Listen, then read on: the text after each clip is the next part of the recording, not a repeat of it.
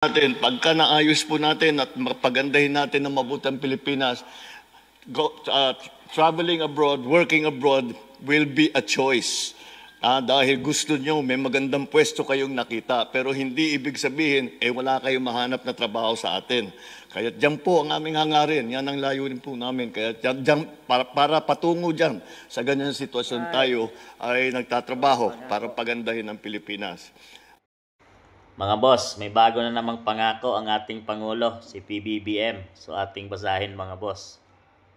Tayo ay nagtatrabaho para pagandahin ang Pilipinas.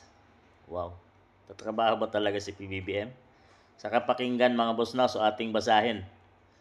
Sa ipagpulong ni Pangulong Ferdinand Marcos Jr. sa Filipino community sa Busan, South Korea. So kanina yan mga boss. Binigyan diin niya ang layunin ng kanyang administrasyon na mapaunlad ang bansa upang hindi na kailangang mangibang bansa ang mga Pilipino para lamang makahanap ng desenteng trabaho. Ang sarap. Sarap ng mga pangako. Ang sarap ng mga pangako talaga ni PBBM. Pero puro pangako lang.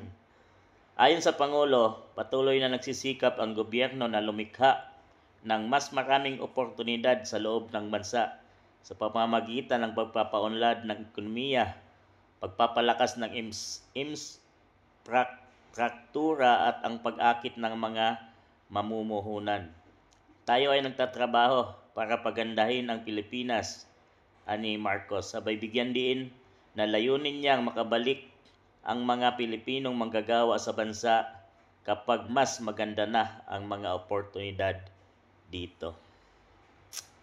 Sa kapakinggan sana kung mangyayari yan mga boss, no? Pero 3 years nang nakalipas sa kanyang term, puro pangako, lalo na sa kanyang mga zona, lalo na yung mga flood control na pinangako niya.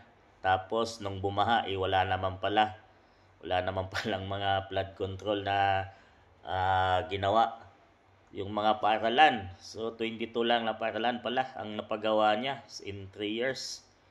So, marami pa siyang pangako. Bababain ang presyo ng bigas. Ilagay ngayon sa 20 pesos. So, hindi pa rin niya nagawa, mga boss. Ginawa man niya doon sa Cebu. So, ng Kalindol, binintahan pa nga niya ang mga taga Cebu.